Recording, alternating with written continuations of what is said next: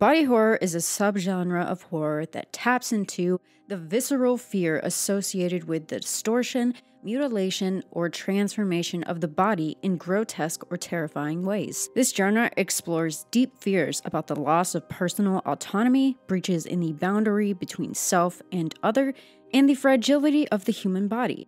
It not only explores physical deformations, but also delves deeply into the psychological implications of such transformations, creating a compelling blend of psychological and physical horror. While the skin-crawling genre was not explicitly recognized until the late 20th century, much of the influence has a rich lineage that extends through literature, visual art, and film, reflecting deep-seated cultural and existential anxieties about the human body. Welcome to October, everybody! Officially in the vibey era, the spooky season, the wondrous wonderment of Samhain. Yes, it's Halloween. And yes, I do count October 1st as Halloween 1st. 31 days of it, but you're only gonna get 4 videos out of me. Sorry about it. How about the makeup? I feel like I've been stepping it up, really, with this, like, makeup. I committed. Oh, look, I committed down here. I improved since last time.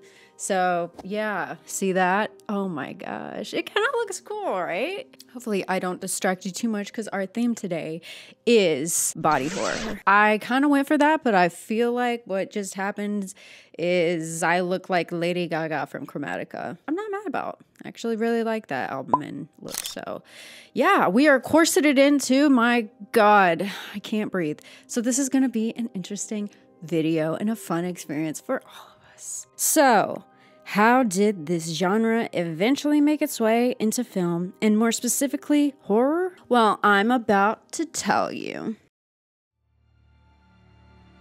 While there are the well-known sections of history that point towards the development of the genre, I'd like to go back to the influences that are of ancient mythological feats. But not so far back lest we forget about the modern technologies and luxuries of today. YouTube, for example, which you use to watch videos like these, which will effectively become fossils of our time. Leaving a legacy has never been so easy. You can do that by subscribing to my channel, which 98% of you haven't done that. So leave your legacy by liking this video and subscribing to the channel, and also giving me your thoughts below. To the AI archaeologist finding this, hi. I'm probably dead by now, but do you see the amount of legacies that were left behind? Also, very demure, very mindful. And Hawk Tua. Hawk Tua. Influences on the body horror genre can be traced back to ancient myths, religious texts, and medieval art, which often depicted transformations and deformations of the human body. These early works, while not part of the body horror genre as defined in modern terms, provided a foundational narrative and visual language that later influenced the genre's development. Here are some significant examples. Beginning with the infamous tale of Prometheus. In Greek mythology, Prometheus is a titan who defies the gods by stealing fire and giving it to humanity. As a punishment for his transgression, Zeus condemns him to be chained to a rock, where an eagle, or in some versions, a vulture, eats his liver every day. Each night, his liver regenerates, only to be eaten again the next day, resulting in endless torture. The perceptual cycle of Prometheus's liver being eaten and then regenerating is a clear early depiction of body horror. This continuous physical torment and grotesque imagery of an organ being perpetually consumed closely align with modern body horror's fascination with mutilation and unnatural changes to the body. Prometheus's punishment also deeply explores the horror of losing control over one's body. Bound and helpless, Prometheus is subjected to eternal suffering without any means to prevent it, reflecting body horror's themes of the body becoming a site of uncontrollable and horrifying transformation. Beyond the physical horror, there's an existential aspect to Prometheus's punishment. His endless suffering, awareness during the torment, and inability to die transform his body into a prison of perpetual pain. This reflects body horror's exploration of psychological and physical boundaries, where the mind and body are both sites of immense suffering and terror. Additionally, the mythological context adds a layer of supernatural horror. The punishment is not only severe, but also divinely ordained, involving the gods and the supernatural creatures, in this context, like the eagle. The supernatural element is common in body horror, which often features beyond human comprehension forces acting upon or through the body. But the overall thematic underpinning of Prometheus's tale, the punishment for denying the gods or symbolically transgressing nature or moral boundaries, resonates with many body horror narratives where the horror arises as consequence of human hubris or the pursuit of forbidden knowledge. Another significant example from Greek mythology is the myth of Tantalus and Pelops. It is one of the more macabre stories that resonate with themes of body mutilation and resurrection elements that would centuries later influence the body horror genre. Pelops was a significant figure in Greek mythology, particularly because of the gruesome story of his death and resurrection, and his association with the curse that plagued the house of Atreus, one of the most infamous familial curses in Greek lore. Pelops was the son of Tantalus, king of Pheria, located in what is now Turkey, and a favored guest at the table of the gods. In a grotesque attempt to test the omniscience of the gods, Tantalus killed his son Pelops, cooked him, and served him as a dish to the gods. Family relationships have always been a struggle. Even since the beginning of time, in the ancient times, you would get into the sort of verbal arguments that we do today over Thanksgiving dinner. Or, in some cases, you just become the Thanksgiving dinner. Most of the gods immediately recognized the abomination and refrained from eating, but Demeter, distracted by her grief over the loss of her daughter Persephone, ate part of Pelops' shoulder. Horrified by Tantalus' actions, the gods decided to resurrect Pelops, collecting his pieces, boiling them in a sacred cauldron, and bringing him back to life. Because Demeter had consumed part of his shoulder, Hephaestus, or in some versions Hermes, fashioned a new shoulder for him out of ivory. Wow, sometimes the gods can actually be generous. This act of reconstitution not only restored Pelops, but also endowed him with an element of the sacred and supernatural. This myth reflects early themes of dismemberment and bodily transformation, with cannibalism and resurrection. In literature and horror, the motifs of Pelops' tale, disassembly and reassembly of the body, and the unnatural continuation of life, echo in modern narratives that explore themes of bodily integrity, resurrection, and the macabre. This story can be seen as an ancient precursor to modern discussions about the ethics of life extension, body modification, and the boundaries of death and life. The tale of Pelops, with its grim details and themes, provides a rich narrative that has been tapped in various forms across centuries, influencing a broad array of cultural narratives, including those in the body horror genre.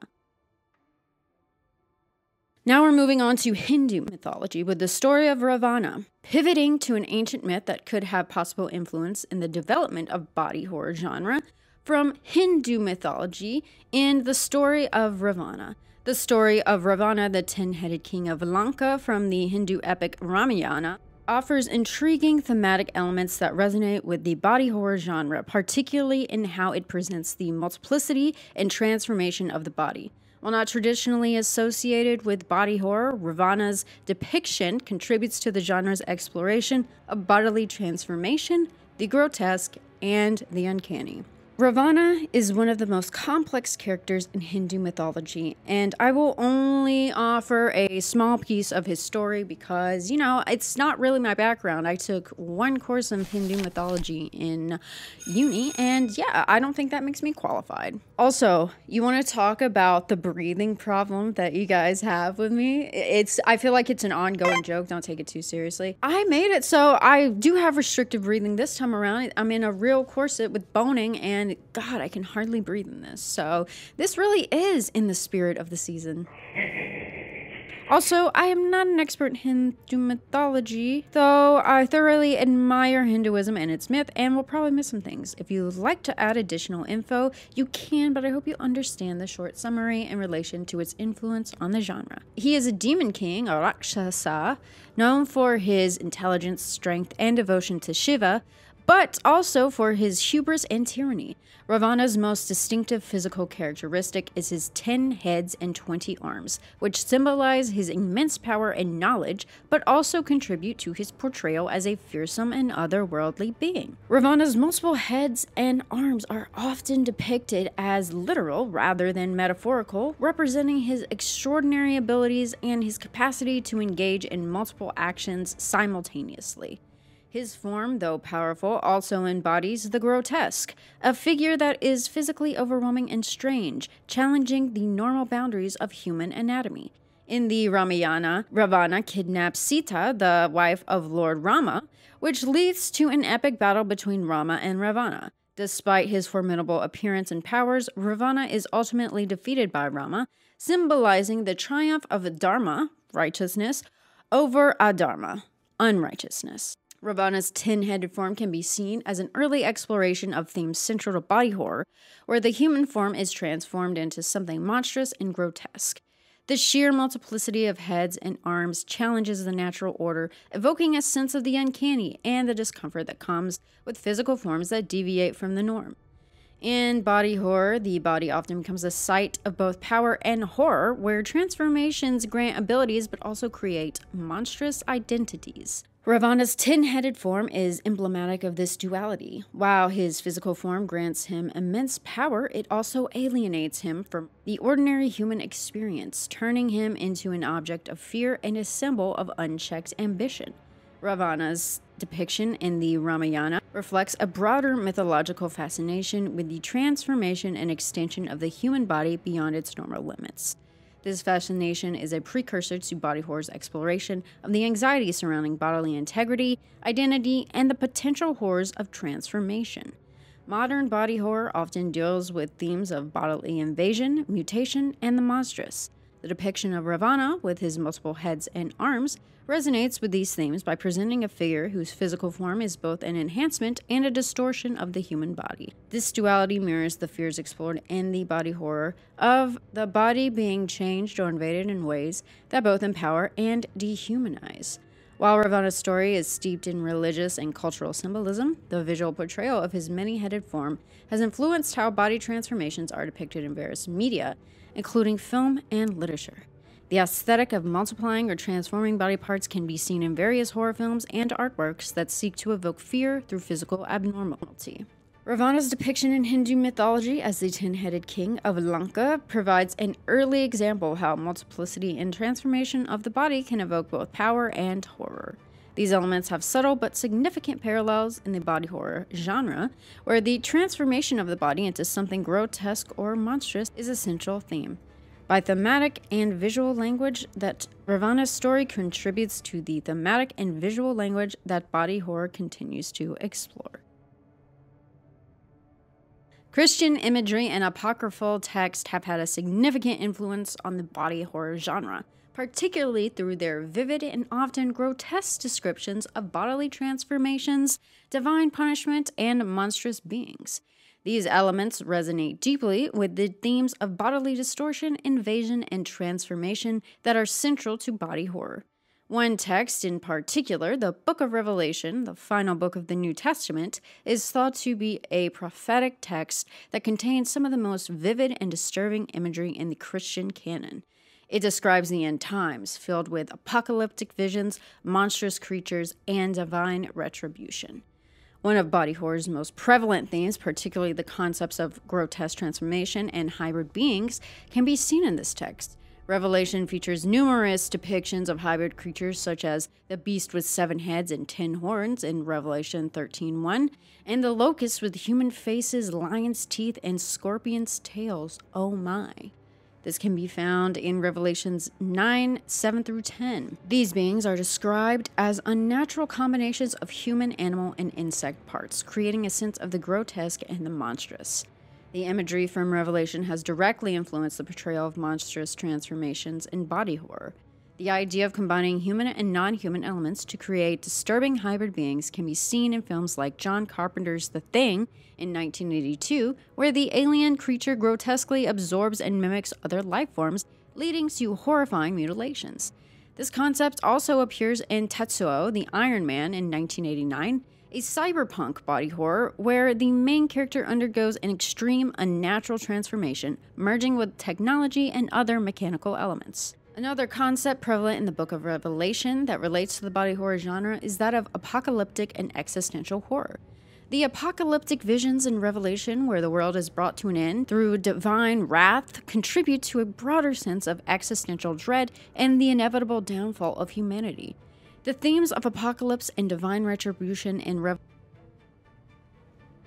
the depictions of bodily transformation, grotesque hybrids, and divine punishments found in Christian imagery and apocryphal texts have had a lasting impact on the body horror genre. These elements contribute to a narrative and visual language that explores the boundaries of the human body, often in ways that evoke both physical revulsion and existential dread. The body in many religious contexts is seen as both a temple and a potential vessel for sin. When corrupted, it becomes a site where divine punishment can be enacted, often through physical suffering or transformation. This idea has been deeply influential in body horror, where the body's corruption is often linked to moral or psychological transgressions. For example, again, in Hellraiser 1987, the character's indulgence in forbidden pleasures leads their bodies to being transformed into grotesque forms by the Cenobites, reflecting the punishment of sin through physical mutilation and transformation. The unnatural blending of human and animal characteristics in Revelation, as well as the grotesque swelling and bursting of Judas's body, play into fears of the unnatural and the unknown. These elements are meant to evoke a sense of dread and awe, as they are seen as manifestations of divine judgment or the breaking of natural laws. This fear of the unnatural is central to body horror, where the body becomes a site of grotesque and unnatural transformations. Films like The Thing in 1982 and Annihilation in 2018 explore this concept by depicting bodies that mutate or merge with other organisms in ways that defy natural laws, creating a sense of horror rooted in the body's transformation into something alien and unrecognizable. The apocalyptic visions in Revelation, with their emphasis on bodily decay and transformation, serve as a warning of the end times and the ultimate destruction of the human form. This idea of bodily decay as a precursor to the apocalypse is a powerful metaphor for the fragility and impermanence of human life. Apocalyptic themes are common in body horror, where the breakdown of the human body often serves as a metaphor for the breakdown of society or civilization.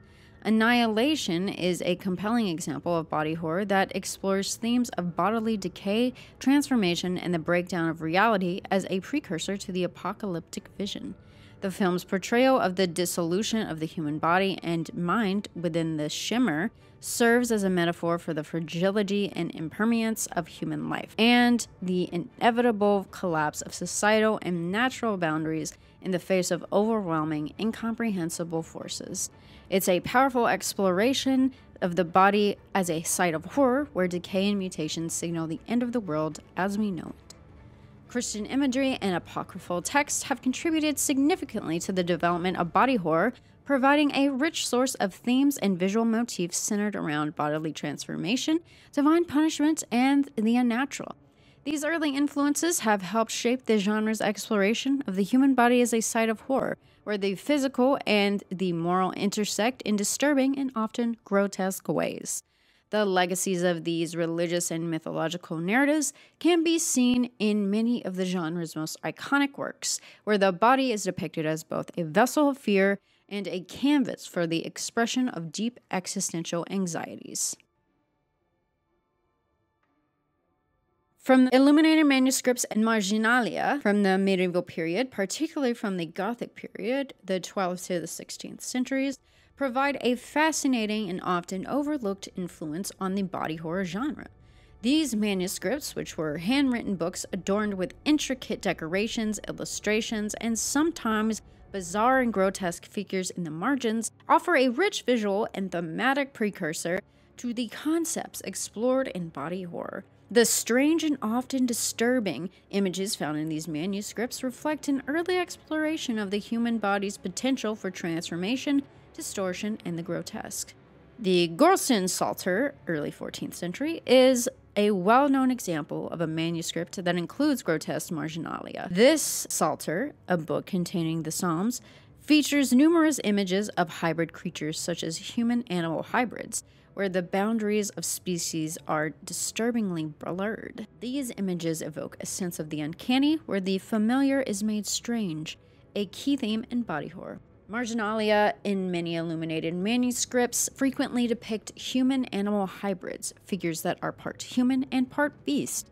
These images explore the idea of the body as mutable and subject to a natural transformation, concept central to the body horror. The hybrid figures often serve as a visual commentary or satire, but their disturbing nature also taps into deep-seated fears about the integrity of the human form.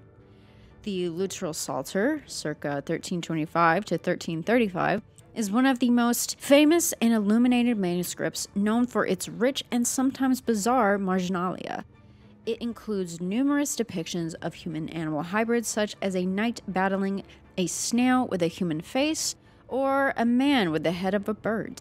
These images can be seen as early explorations of the grotesque, where the human body is combined with animal features in ways that challenge the viewer's perceptions of humanity. The Smithfield Decretals, circa 1300, is another manuscript that features strange and surreal marginalia. One image depicts a man whose body is twisted and stretched in unnatural ways, while another shows a human figure with an elongated neck and distorted limbs. These images prefigure the body horror's focus on bodily transformation as a source of fear and fascination. The Book of Kells, circa 800, is an illuminated manuscript that, while primarily known for its intricate and beautiful decoration, also includes marginalia that are strange and unsettling. These images, which include bizarre-faced and twisted human figures, evoke a sense of the uncanny, where the viewer is confronted with the familiar made strange. The Dance of Death, or Danse Macabre, motifs found in various manuscripts depict skeletons dancing with the living, reminding viewers of the inevitability of death and the decay of the body. These images reflect a fascination with death and the decay of the human body, which are key elements in body horror.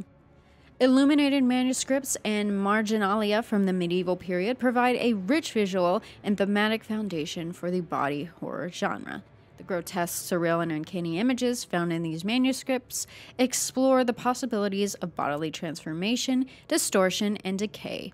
By depicting the human body in unnatural and disturbing ways, these early works of art prefigure the genre's focus on the fragility and impermanence of the human form and the horror that arises when the boundaries of the body are transgressed. Dante Alighieri's Divine Comedy, written in the early 14th century, is one of the most influential works of Western literature, and its vivid depictions of the torments of hell, Inferno, the purifications of purgatory, Purgatorio, and the rewards of paradise, or Paradiso, have had a lasting impact on the various artistic and literary traditions, including the body horror genre. Inferno, the first part of the Divine Comedy, is particularly rich with imagery that resonates with themes of bodily transformation, mutilation, and punishment, which are central to body horror. Dante's Inferno describes the various circles of hell, each corresponding to different sins and featuring punishments that often involve grotesque bodily mutilations or transformations. These punishments are not just physical, but are symbolic representations of the sins committed by the damned souls. The vivid and often grotesque depictions of bodily torment have influenced the body horror genre's depiction of physical suffering and transformation as a form of punishment or consequence. In the seventh Bolsha pocket of the eighth circle of hell, thieves are condemned to be continually bitten and consumed by serpents, after which they experience horrific transformations. Their bodies merge with the serpents, becoming monstrous hybrids that writhe in agony.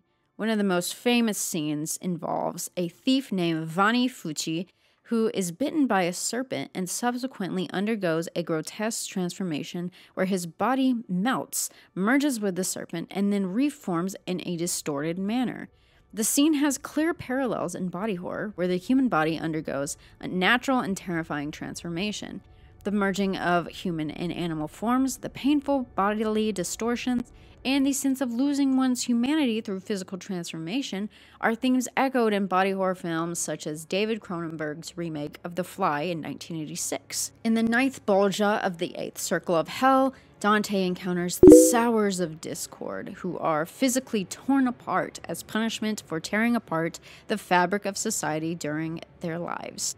These souls are repeatedly mutilated by a demon with a sword, only to have their bodies heal and be torn apart again in an endless cycle of suffering. One of the most striking figures in this canto is Bertrand de Born, who carries his severed head like a lantern. He is punished in this manner for having caused a rift between father and son, a discord that led to civil strife. The image of a man carrying his own severed head is both surreal and horrific, embodying the themes of dismemberment and bodily autonomy central to body horror.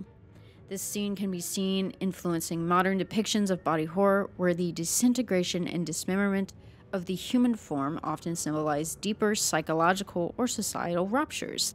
The idea of eternal punishment through bodily mutilation resonates with films like Hellraiser, where characters undergo endless cycles of physical torment. In the third circle of hell, the gluttonous are punished by being forced to lie in a vile slush produced by ceaseless foul rain and snow. Their bodies are deformed by their greed and are gnawed upon by the monstrous three-headed dog Cerberus. Dante meets Caccio, a Florentine known for his gluttony, who is condemned to endure this repulsive environment. His body, like those of the other gluttonous souls, is bloated and degraded, reflecting his sin in life.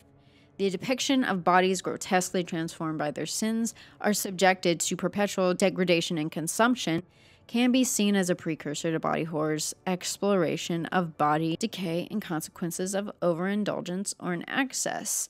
Films like Seven in 1995, which features a deadly embodiment of the seven deadly sins, particularly gluttony, echo this theme, showing the human body as a site of grotesque punishments for moral failings. Also in the eighth Bolgia of the eighth circle of hell, those who gave false counsel are punished by being encased in flames that consume their bodies but do not kill them. These flames represents the lies and deceits that burned others during their lifetime. Among the damned are the figures of Ulysses and Diomedes, cast in a double-headed flame for their deceitful actions during the Trojan War. Ulysses recounts his final voyage, which led to his death, showing how his endless quest for knowledge led to his downfall. The image of bodies encased in flames, unable to die yet constantly suffering, contribute to the body horror theme of enduring transformation and pain. Dante Alighieri's Divine Comedy, particularly Inferno, has had a profound influence on the body horror genre through its vivid and imaginative depictions of bodily transformation, mutilation, and eternal torment. The specific punishments of the damned, each reflecting the nature of their sins, often early examples of how the human body can be a site for grotesque transformation and horror. These elements are echoed in the body horror genre's exploration of the fragility of the human form, the consequence of moral failings, and the terror of losing one's identity through physical transformation. The grotesque imagery and symbolic use of bodily punishment in Inferno continue to resonate in modern depictions of horror, where the body becomes the ultimate battleground for existential and moral conflict. They are demons and devils. One example not explicitly associated as an influence within the body horror genre is the Gothic architectural motifs of gargoyles and other grotesques. Gargoyles and grotesque, common features in Gothic architecture, have had a significant influence on the aesthetics and themes of the body horror genre. These architectural elements, often perched on the edges of cathedrals and other medieval structures, were designed to ward off evil spirits, convey moral lessons, and serve practical purposes such as directing rainwater away from buildings. However, their unsettling and often terrifying appearances featuring hybrid creatures, distorted human figures, and monstrous visages, have left a lasting impression on horror, particularly in the way body horror explores the mutation and distortion of the human form. Gargoyles and grotesques often depict hybrid creatures that combine human and animal elements, such as human faces with animal bodies or human bodies with the heads of monsters. These figures are intentionally unsettling, blending the familiar with the unfamiliar to create something monstrous and alien. This concept of hybridization, where the human form is distorted and fused with other elements, is central to body horror, where the fear of the unnatural and grotesque is frequently explored. The gargoyles of Notre Dame Cathedral in Paris are among the most famous examples of these hybrid forms. One gargoyle, known as the Strix, features the body of a bird with a grotesque human-like face, reflecting fears of the unknown and the unnatural. Gargoyles and grotesques often invoke a sense of the uncanny, a feeling of eerie familiarity combined with unsettling strangeness. Their distorted features and menacing expressions evoke a primal fear of the monstrous, reflecting deep-seated anxieties about the fragility and impermanence of the human form. In body horror, this sense of the uncanny is often heightened. We interrupt this program to bring you things I didn't notice before I started editing this video report. This alien here looking like they are about to throw it back hard. I've never noticed this before, and I just spent like 10 minutes crying over this because it's so ridiculous. I did not notice this when I first watched the movie, and I didn't notice it until now. So yeah, it also doesn't help that they literally put the dubstep beat drop right as it's fixing to throw it back. So it just makes it all the more emphasizing the alien ass. So yeah, I thought you guys would enjoy that. I thought I would address that. Anyway, back to our regularly scheduled video. By the depiction of the human body undergoing grotesque transformations, blurring the line between human and inhuman. The St. Vitus Cathedral in Prague is the largest and most important church in the Czech Republic, known for its intricate architectural details, including its striking array of gargoyles. The gargoyles at St. Vitus Cathedral are particularly grotesque, featuring a variety of hybrid creatures, twisted human forms, and exaggerated animalistic figures. These sculptures serve as guardians, intended to ward off evil spirits, but their menacing, contorted appearances also evoke fear and unease. Among the most notable gargoyles at St. Vitus are those that depict creatures with human faces but distorted beast-like bodies. Some have the heads of humans and the bodies of serpents or dragons, while others appear as grotesque, exaggerated animals with twisted limbs and ferocious expressions. These figures represent the medieval understanding of the monstrous as something that defies natural order, blending human and animal traits in ways that challenge the viewer's sense of normalcy. The Skin I Live in 2011, directed by Pedro Almodovar, follows a brilliant plastic surgeon who creates a synthetic skin that is resistant to damage. He uses the skin to transform a kidnapped man into a woman who resembles his deceased wife. The result is a deeply unsettling exploration of identity and bodily autonomy. The film's portrayal of transformation, where the familiar human form is altered into something unexpected, mirrors the disturbing, distorted features of grotesques. The body is manipulated to the point where it becomes monstrous and unfamiliar, evoking the same sense of unease as the architectural figures. Additionally, these figures often served as visual reminders of the consequences of sin and the ever-present threat of evil. Their terrifying appearances were intended to instill fear and moral discipline in viewers. This use of grotesque imagery to convey moral lessons is paralleled in body horror.